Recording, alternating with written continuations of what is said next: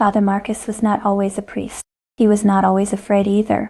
When he was 19, he was just a farmer's son, living in a small village. Cold winters, hard work, nothing ever happened there. Until the night Thomas found the book. Thomas was the blacksmith's boy. He had found it buried under the old chapel floor. A thick book, black cover, no title. The pages smelled like something dead. There were 5 of them that night. Marcus dead. Thomas. They went deep into the woods. The others were laughing, passing a bottle of wine around. Marcus laughed too. They drew the circle in the dirt just like the book showed. Put the candles at each corner.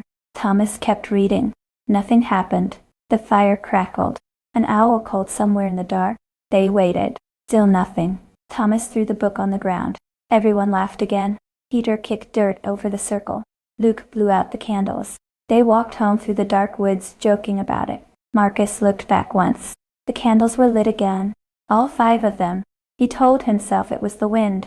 He never told the others. 3 nights later, Marcus woke up on the floor of his room. He didn't remember lying down there.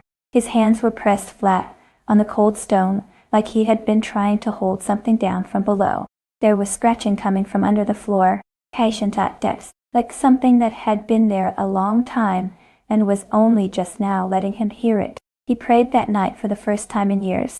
The scratching stopped, but the dreams started. The same dream every night. He was back in the woods, standing inside the circle, alone, the candles burning, and something standing just outside the light, watching him, always watching. His friends were fine. All of them slept well, ate well, laughed well. 6 months later, he left the village and walked to the nearest monastery. The old monk who opened the gate looked at him for a long time and said, "You are running from something." Marcus said nothing. The monk stepped aside and let him in. "The walls here are thick," the old monk said, "but walls only slow things down. They do not stop them."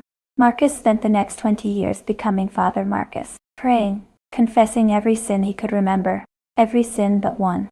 He never confessed the night in the woods. He told himself it was nothing, just boys being foolish. But last Tuesday night, sitting alone in that dark church, hearing that voice behind his ear, he finally understood. It was never nothing. It had been waiting 20 years, and now it was here to finish what he started.